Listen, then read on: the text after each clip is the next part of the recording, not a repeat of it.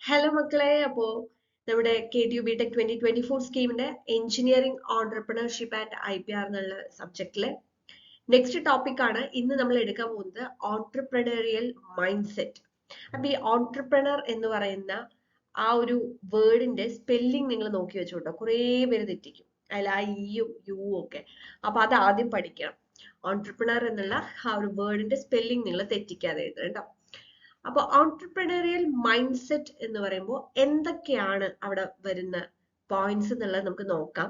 Before that കുറെ പേരുടെ മനസ്സിലുള്ള ഒരു ഡൗട്ട് ആയിരിക്കും, എന്താണ് ഒരു ബിസിനസ്മാനും ഓൺട്രപ്രണറും തമ്മിലുള്ള ഡിഫറൻസ്, അല്ലെങ്കിൽ ബിസിനസ് അല്ലെങ്കിൽ ഓൺട്രപ്രണർഷിപ്പ് തമ്മിലുള്ള ഒരു ഡിഫറൻസ് എന്താണെന്ന്.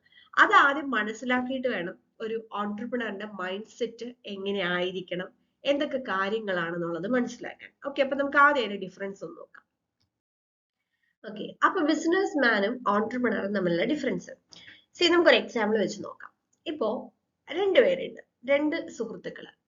അല്ല, ഒരാള് ഒരു ടെക്സ്റ്റൈൽ ഷോപ്പ് തുടങ്ങണം എന്ന് തീരുമാനിച്ചു, ടെക്സ്റ്റൈൽ ഷോപ്പ് തുടങ്ങുന്നു. രണ്ടാമത്തെ ആൾ എന്താ ചെയ്യുന്നത്? ആളും ടെക്സ്റ്റൈൽ റിലേറ്റ് ചെയ്തിട്ടുള്ള ഒരു ബിസിനസ് തന്നെയാണ് ചെയ്യാൻ ഉദ്ദേശിക്കുന്നത്. പക്ഷെ ആള് എന്താണ് ചെയ്യുന്നത്?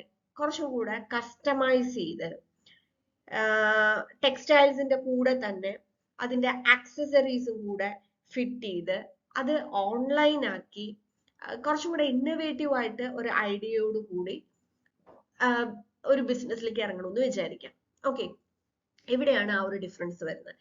ട്രഡീഷണൽ ആയിട്ട് നമ്മൾ സാധാരണ നമ്മൾ ടൗണിൽ കാണുന്നത് പോലുള്ള ഒരു ടെക്സ്റ്റൈൽ ഷോപ്പ് ഇട്ട് പോകുന്നയാൾ നമ്മൾ ബിസിനസ് മാൻ എന്ന് വിളിക്കും. അതേസമയം കുറച്ച് യുണീക്ക് ആയിട്ടുള്ള ഒരു ഐഡിയ അല്ലെങ്കിൽ ഒരു കോൺസെപ്റ്റിനെ ബേസ് ചെയ്തിട്ട് ഡിഫറെന്റ് ആയിട്ട് ടെക്നോളജി യൂസ് ചെയ്തുകൊണ്ട് ചെയ്യുന്ന, ചിലപ്പോൾ സെയിം ആയിട്ടുള്ള പ്രൊഡക്റ്റുകൾ തന്നെയായിരിക്കും ഇവിടെ ചെയ്യുന്നത്, പക്ഷെ അതൊരു ഡിഫറെന്റ് വേയിൽ മാർക്കറ്റ് ചെയ്യുമ്പോൾ അവര് നമുക്ക് ഒരു ഓൺട്രപ്രണർ എന്ന് വിളിക്കാം. അത് മാത്രമല്ല, one of the point. Okay, പിന്നെ രണ്ടാമത്തെ ഒരു പോയിന്റ് എന്ന് പറയുന്നത്, ഒന്ന് ട്രഡീഷണൽ ടൈപ്പ് ബിസിനസ്മാൻ എന്ന് പറയുമ്പോൾ നമ്മൾ ട്രഡീഷണൽ ആയിട്ട് ചെയ്യുന്ന ഒരു കാര്യമാണ്. മറ്റേതാവുമ്പോൾ ഇന്നോവേറ്റീവ് ആയിരിക്കും, ഒരു റവല്യൂഷണറി ആയിട്ടുള്ള ഒരു വേയിലായിരിക്കും ആ ഒരു ബിസിനസ് കൊണ്ടുപോകുന്നത്. പിന്നെ ബിസിനസ്മാന്റെ ഭാഗം നമുക്ക് കുറച്ചും കൂടെ ഒരു സേഫ് ആയിട്ട്, ഫുള്ളി 100% സേഫ് എന്നൊന്നും ഞാൻ പറയില്ല, എന്നാലും അതൊരു ട്രഡീഷണൽ വേ ഓഫ് അപ്രോച്ചിലായിരിക്കും അവിടുത്തെ പ്രോസസ്സ് നടക്കുന്നത്, അല്ലെ? കാരണം പ്രൊഡ്യൂസേഴ്സിൽ നിന്നും ഇത് കളക്ട് ചെയ്യുന്നു, അത് കസ്റ്റമേഴ്സിലേക്ക് എത്തിക്കുന്നു, അങ്ങനെയുള്ള ഒരു ട്രഡീഷണൽ ബിസിനസ് പ്രോസസ്സിലായിരിക്കും പോകുന്നത്. പക്ഷെ ഒരു ഓൺട്രപ്രണർ ചെയ്യുന്നത് അങ്ങനെ ആയിരിക്കില്ല. ഓൾറെഡി ആളുടെ ഒരു യുണീക്ക് ആയിട്ടുള്ള ഒരു ഐഡിയ ആയിരിക്കും, കോൺസെപ്റ്റ് ആയിരിക്കും. അപ്പൊ അതിൽ പ്രോസസ്സുകൾ ഒരുപാട് ഡിഫറെന്റ് ആയിരിക്കും, കുറച്ചുകൂടെ റിസ്ക് ടേക്കർ ആയിരിക്കും ഓൺട്രപ്രണർ എന്ന് പറയുന്നത്. ഫൈൻ. പിന്നെ ബിസിനസ് എപ്പോഴും അത് ഒരു പ്രോഫിറ്റ് ഓറിയന്റഡ് മാത്രമായിട്ടായിരിക്കും പോകുന്നത്, അല്ലെങ്കിൽ അവരുടെ ഒരു കാഴ്ചപ്പാട് മേ ബി അങ്ങനെ ആയിരിക്കാം. പക്ഷെ ഓൺട്രപ്രണർ എന്ന് പറയുമ്പോൾ ആളത് കുറെ കൂടെ സ്കെയിൽ ചെയ്യാൻ, എങ്ങനെയാണ് സ്കെയിൽ ചെയ്യാനുള്ള ഓപ്ഷൻസ് എന്നായിരിക്കും കൂടുതൽ നോക്കുന്നത്.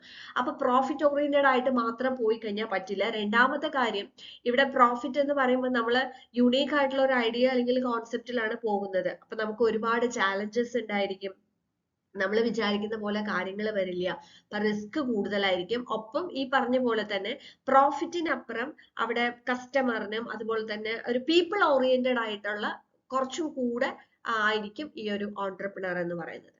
ഓക്കെ, അപ്പോ പ്രോഫിറ്റ് മാത്രമായിരിക്കില്ല ഇവിടെ, നമ്മൾ കുറച്ചും കൂടെ മറ്റുള്ള കുറെ ഫാക്ടേഴ്സ് പ്രോഫിറ്റിനപ്പുറം ഒരു ഓൺട്രപ്രണർ ശ്രദ്ധിക്കേണ്ടി വരും. പിന്നെ ഉള്ള ഒരു കാര്യം എന്ന് വെച്ച് കഴിഞ്ഞാല്, ഇപ്പൊ നമ്മള് മാർക്കറ്റിലേക്ക് നമ്മൾ നോക്കിക്കഴിഞ്ഞാല് ഒരു കുറച്ചും കൂടെ നമ്മളിപ്പോ ലീഡർഷിപ്പ്, അതേപോലെ തന്നെ കസ്റ്റമർ റിവ്യൂ എടുക്കുന്ന കാര്യങ്ങള്, ഒപ്പം നമ്മളുടെ ടീമിനെ മാനേജ് ചെയ്യുന്ന കാര്യങ്ങളിലൊക്കെ തന്നെ ഒരു ബിസിനസ്മാനും ഓൺട്രപ്രണറും അത് എങ്ങനെ ചെയ്യണം എന്നുള്ള കാര്യങ്ങളിലും ഒരുപാട് ഡിഫറൻസ് ഉണ്ടായിരിക്കും. ഓക്കെ, അപ്പൊ ഈ രണ്ട് ടേമും നമുക്ക് ഒരേപോലെ നമ്മൾ കാണുമെങ്കിൽ പോലും അതിനകത്ത് ഒരുപാട് ഡിഫറൻസ് ഉണ്ട്. അപ്പൊ ഒരു ഓൺട്രപ്രണറിന്റെ മൈൻഡ് സെറ്റ് എന്തൊക്കെയായിരിക്കണം, അപ്പൊ അതിന്റെ പോയിന്റ്സും കൂടെ നമുക്കൊന്ന് നോക്കാം. യെസ്, ഫസ്റ്റ് പോയിന്റ് എന്ന് പറഞ്ഞു കഴിഞ്ഞാൽ, you will learn to overcome challenges. അതായത് ഒരു ഓൺട്രപ്രണർ എന്ത് ചാലഞ്ച് വന്നാലും അത് ഓവർകം ചെയ്ത് മുന്നോട്ട് പോകേണ്ട ഒരാളായിരിക്കും. ഫൈൻ. അപ്പൊ അവിടെ നമ്മള് ചാലഞ്ച് എന്ന് പറയുമ്പോൾ ഫ്രം ദ ബിഗിനിങ് ഞാൻ പറഞ്ഞു, നമ്മൾ എന്തെങ്കിലും ഒരു പുതിയ ഇന്നോവേറ്റീവ് ആയിട്ടുള്ള ക്രിയേറ്റീവ് ആയിട്ടുള്ള ഐഡിയ കൊണ്ടുവന്ന് അതിനെ ഒരു പ്രോട്ടോടൈപ്പ് ആക്കി പ്രൊഡക്റ്റ് ആക്കി സൊസൈറ്റിയിലേക്ക് കൊടുക്കും, അല്ലെങ്കിൽ കസ്റ്റമറിലേക്ക് കൊടുക്കുമ്പോഴേ നമുക്ക് അവരെ ഒരു ഓൺടർപ്രണർ എന്ന് പറയാൻ പറ്റുള്ളൂ. എക്സിസ്റ്റിംഗ് ആയിട്ടുള്ള ഒരു കാര്യം എടുത്തുകൊണ്ട് പോകുന്ന ഒരാളെ നമുക്ക് അങ്ങനെ പറയാൻ പറ്റില്ല. അപ്പൊ അതുകൊണ്ട് തന്നെ അവിടെ ഒരുപാട് ചാലഞ്ചസ് ത്രൂ ഔട്ട് ഉണ്ടാവും. ഒരു പക്ഷെ ഒരു ചാലഞ്ച് ഓവർകം ചെയ്യുമ്പോഴായിരിക്കും അടുത്തത് ഒരു പുതിയ കാര്യം വരിക. കാരണം എല്ലാം നമ്മൾ പുതിയ ഐഡിയ ബേസ് ചെയ്തുകൊണ്ടാണ് നമ്മൾ ചെയ്യുന്നത്. അപ്പൊ നമുക്ക് ഏതൊരു ചാലഞ്ച് വന്നാലും അത് ഓവർകം ചെയ്യാനായിട്ട് സാധിക്കണം. രണ്ടാമത്തെ കാര്യം, you will have to think outside the box. എന്താ ഈ ഔട്ട്സൈഡ് ദ ബോക്സ് തിങ്ക് ചെയ്യുക എന്ന് പറഞ്ഞു കഴിഞ്ഞാൽ, കൺവെൻഷണൽ ആയിട്ടുള്ള ഒരു തിങ്കിങ്ങിനപ്പുറം നമ്മൾ കാര്യങ്ങളെ മനസ്സിലാക്കി കാണേണ്ടി വരും. ഇപ്പൊ പ്രോപ്പർ ആയിട്ട് നമുക്ക് ഇങ്ങനെയൊക്കെയാണ് കാര്യങ്ങൾ ഉള്ളത്. ഇപ്പം നമ്മൾ ഫോർ എക്സാമ്പിൾ നമ്മൾ നേരത്തെ പറഞ്ഞ ഒരു ഏതെങ്കിലും ഒരു മാർക്കറ്റ് അല്ലെങ്കിൽ ഒരു ഷോപ്പ്, ഒരു സൂപ്പർ മാർക്കറ്റ്, അപ്പൊ ഇത് ഇങ്ങനെ നമ്മൾ ട്രഡീഷണൽ ആയിട്ട് നമ്മൾ കാണുന്ന കുറെ കാര്യങ്ങൾ ഉണ്ടാവും. പക്ഷെ അതിനപ്പുറം നമുക്ക് എന്ത് ചെയ്യാൻ പറ്റും? കാരണം എപ്പോഴും പുതുമകൾ ആഗ്രഹിക്കുന്നവരാണ് ഓരോ വ്യക്തി, അല്ലെ? നമ്മളിപ്പോ ഒരു ഷോപ്പിങ്ങിന് പോകുന്ന സമയത്ത് നമ്മൾ എല്ലാവരുടെയും കാണുന്ന പോലെയുള്ള കാര്യങ്ങൾ, ഇപ്പൊ നമ്മളൊരു ഷോപ്പിംഗ് മാളിൽ പോയി അല്ലെങ്കിൽ ഒരു സൂപ്പർ മാർക്കറ്റിൽ പോയി, എല്ലാ സൂപ്പർ മാർക്കറ്റിലും കാണുന്ന കാര്യം തന്നെയാണ് ഇവിടെ ഉള്ളത്, അല്ലെങ്കിൽ ആ ഒരു പർച്ചേസ് ചെയ്യുന്ന രീതിയാണ് ഇവിടെ ഉള്ളത്. നമുക്കും അതൊരു മടുപ്പാണ്. പക്ഷെ നമ്മൾ ഒരു സൂപ്പർ മാർക്കറ്റിൽ പോകുന്നു, അവിടെ ഇന്നോവേറ്റീവ് ആയിട്ട് നമ്മളിപ്പം നമ്മൾ ഇവിടെ ഒന്നും അത്രയും വന്നിട്ടില്ല, നമ്മളെ ഒരു ക്യാരി ബാഗ് അല്ലെങ്കിൽ നമുക്കൊരു ഒരു ട്രോളി ടൈപ്പ് ഒരു ബാഗ് ഇത് എടുത്തിട്ട് നമ്മൾ പോയി നമുക്ക് വേണ്ട സാധനങ്ങളെല്ലാം പർച്ചേസ് ചെയ്ത് കഴിഞ്ഞാൽ without cash payment, in the sense നമ്മൾ അവിടെ പോയി ബില്ലിങ്ങിൽ പോയിട്ട് ക്യാഷ് ചെയ്യാതെ തന്നെ നമ്മുടെ ട്രോളി ബാഗിൽ തന്നെ അതിനുള്ള സെൻസേഴ്സും ബാക്കിയുള്ള കാര്യങ്ങളൊക്കെ വെച്ചിട്ട് നമ്മൾ എന്തൊക്കെ പർച്ചേസ് ചെയ്തിട്ടോ ആ ബാർകോഡ് സ്കാൻ ചെയ്തിട്ട് അതിന്റെ എമൗണ്ട് ബില്ല് നമ്മൾ ജസ്റ്റ് അതിൽ തന്നെ സ്വൈപ്പ് ചെയ്ത് കഴിഞ്ഞാൽ അതിന്റെ എമൗണ്ട് അവർക്ക് ക്രെഡിറ്റ് ചെയ്യുന്ന പോലെ നമുക്ക് റിട്ടേൺ ചെയ്ത് വരാവുന്ന രീതിയിലുള്ള സംവിധാനം. അത് ജസ്റ്റ് നമ്മൾ അതിന്റെ പ്രോട്ടോടൈപ്പ് ഒക്കെയാണ് ആയിട്ടുണ്ടാവുള്ളൂ. ഇവിടെ ഒന്നും അത് അത്ര ഒരു ഇതിൽ വന്നിട്ടില്ല. അപ്പൊ അങ്ങനെയൊക്കെയുള്ള ഓരോ കാര്യങ്ങൾ നമ്മൾ ആലോചിച്ച് നോക്കും. അതേപോലെ തന്നെ നമുക്ക് ഇപ്പം ഓപ്ഷൻസ്, നമ്മളിപ്പോ ഒരു സൂപ്പർ മാർക്കറ്റിൽ പോവാണ്, അവിടെ നമ്മള് സാധാരണ നമുക്ക് പാക്കറ്റ്സിൽ കാര്യങ്ങൾ, ഫുഡ് കാര്യങ്ങളൊക്കെ ഉണ്ട്. പക്ഷെ അതിൽ നിന്ന് ഡിഫറെന്റ് ആയിട്ട് നമ്മൾ പർച്ചേസ് ചെയ്യുമ്പോൾ എന്തെങ്കിലും അഡീഷണൽ ആയിട്ടുള്ള കാര്യങ്ങൾ നമുക്ക് അവിടെ കിട്ടുവാണെന്നുണ്ടെങ്കിൽ അതിനെയൊക്കെ എന്താണ് എല്ലാവരും പോസിറ്റീവ് ആയിട്ട് എടുക്കണം. എപ്പോഴും പോസിറ്റീവ് ആയിട്ട് എടുക്കണം എന്നില്ല, പക്ഷെ അങ്ങനെ നമുക്ക് ഒരു എപ്പോഴും നമ്മളൊരു ഡിഫറൻസ് അല്ലെങ്കിൽ ഒരു ചേഞ്ച് ആഗ്രഹിക്കുന്നവരാണ്. അപ്പൊ ഈ പറഞ്ഞ ഇതിനൊക്കെ നമുക്ക് എന്ത് വേണം? ഔട്ട്സൈഡ് ദ ബോക്സ് തിങ്കിങ് നമുക്ക് ഉണ്ടെങ്കിലേ കാര്യമുള്ളൂ. ഓക്കെ, അപ്പൊ അതാണ് രണ്ടാമത്തെ പോയിന്റ് വരുന്നത്. മൂന്നാമത്തെ, you have to influence and inspire people. അത് വളരെ ഇമ്പോർട്ടന്റ് ആണ്. ഇൻഫ്ലുവൻസ് ആൻഡ് ഇൻസ്പയർ എന്ന് പറയുമ്പോൾ ഞാൻ പറഞ്ഞു, ഇപ്പൊ ഒരു ഓൺടർപ്രണർ നമ്മളൊരു സ്റ്റാർട്ടപ്പ് തുടങ്ങുന്നു, അല്ലെങ്കിൽ എന്തെങ്കിലും ഇന്നോവേറ്റീവ് ആയിട്ട് ഒരു കാര്യം ചെയ്യുന്നു. ഒരാൾക്ക് ഒറ്റയ്ക്ക് ചെയ്യാൻ പറ്റില്ല, അവർക്ക് ഒരു ടീം വേണം, അല്ലെ? അപ്പോൾ ടീമിനെ നല്ല രീതിയിൽ ലീഡർഷിപ്പ് ക്വാളിറ്റി ഉണ്ടാവണം. ഒപ്പം ആ ടീം മെമ്പേഴ്സിനെ ഇൻഫ്ലുവൻസ് ചെയ്യാനുള്ള ഒരു കഴിവ് വേണം. കാരണം ഈ ഓൺടർപ്രണർക്ക് ഒരു ഐഡിയോളജി ഉണ്ടാവും, ആ ഐഡിയക്ക് അനുസരിച്ചിട്ടായിരിക്കും ഇവർ പോകുന്നത്.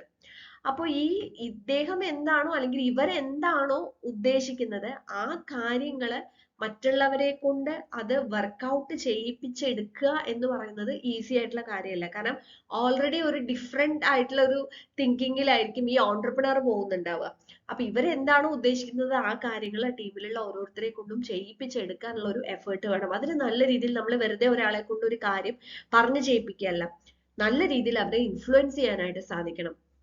പിന്നെ അതായത് നമ്മളെ ഒരു പുതിയ കാര്യമാണ് ചെയ്യുന്നത് എന്നുള്ള ഒരു ഇത് അവരുടെ ടീമിലേക്കും കൂടെ കൊണ്ടുവരാൻ പറ്റണം. ഒപ്പം നമ്മുടെ കമ്മ്യൂണിറ്റി, നമ്മൾ ഇത് ആർക്ക് വേണ്ടിയിട്ടാണോ ഇതൊക്കെ ചെയ്യുന്നത്, ഒരു ഓൺടർപ്രണറോ ഇന്നോവേറ്റീവ് ആയിട്ടുള്ള ഒരു ഐഡിയയിലോ ഒരു പ്രോഡക്റ്റോ അല്ലെങ്കിൽ ഒരു സർവീസോ കൊണ്ടുവരുന്നത് ആരാണോ അതിന്റെ കസ്റ്റമേഴ്സ്, അവരെയും ഇൻഫ്ലുവൻസ് ചെയ്യാനും ഇൻസ്പയർ ചെയ്യാനും സാധിക്കണം. ഓക്കെ, പിന്നെ എന്താന്ന് വെച്ച് കഴിഞ്ഞാൽ നമുക്കൊരു strong sense of self respect, അല്ലെങ്കിൽ ഒരു അവരവരെ കുറിച്ച് ഒരു റെസ്പെക്റ്റും ഉണ്ടായിരിക്കണം, അവരവരെ കുറിച്ച് സ്വന്തമായിട്ടൊരു അറിവും ഉണ്ടായിരിക്കണം.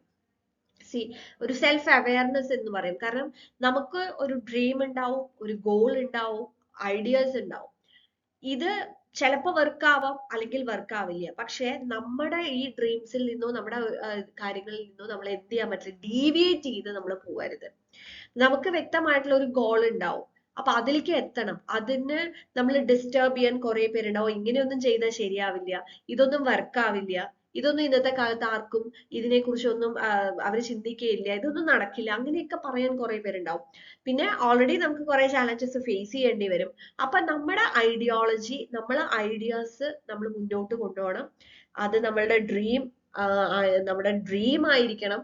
കാരണം അത് അച്ചീവ് ചെയ്യുക എന്നുള്ളത് നമ്മുടെ ഒരു ഗോൾ ആയിരിക്കണം. അപ്പൊ അതിലേക്ക് നമ്മൾ കൊണ്ടുപോകണമെങ്കിൽ ആദ്യം നമുക്ക് നമ്മളിൽ ഒരു വിശ്വാസം ഉണ്ടാവണം. ഓക്കെ, ഒരു ഓൺടർപ്രണറിന് ഏറ്റവും ഉണ്ടായിരിക്കേണ്ട ഇമ്പോർട്ടന്റ് ക്വാളിറ്റി എന്ന് പറയുന്നത് സ്വന്തമായിട്ട് അവരിൽ ഒരു വിശ്വാസം ഉണ്ടായിരിക്കണം. എങ്കിലാണ് മറ്റുള്ള ആളുകളെ നമുക്ക് ഇൻഫ്ലുവൻസ് ചെയ്ത് കൂടെ കൊണ്ടുപോകാൻ പറ്റുള്ളൂ. ഓക്കെ, അപ്പൊ ഈ 4 പോയിന്റ് ആണ് മെയിൻ ആയിട്ട് വരുന്നത്. അപ്പൊ നിങ്ങൾ എക്സാം ഓറിയന്റഡ് ആയിട്ട് നോക്കുമ്പോൾ നിങ്ങൾ പോയിന്റ്സ് വൃത്തിയായിട്ട് പഠിക്കണം. അപ്പൊ ഞാൻ നേരത്തെ പറഞ്ഞിട്ടുണ്ടായിരുന്നു, നോട്ട്സ് നമ്മുടെ ലേണിനോ ആപ്പിൽ അവൈലബിൾ ആയിട്ടുണ്ട്. കാര്യങ്ങൾ മനസ്സിലാക്കാൻ വേണ്ടിയിട്ടാണ് ഞാൻ ഇങ്ങനെ എക്സാമ്പിളൊക്കെ വെച്ച് പറയുന്നത്. എക്സാം പോയിന്റ് ഓഫ് വ്യൂവിൽ നിങ്ങൾ കൃത്യമായിട്ട് പോയിന്റ്സ് എഴുതി തന്നെ അത് എഴുതാൻ വേണം. ഓക്കെ, ക്ലിയർ ആയി എന്ന് വിചാരിക്കുന്നു. അടുത്ത ടോപ്പിക്കുമായിട്ട് അടുത്ത വീഡിയോയിൽ വരാം. Thank you.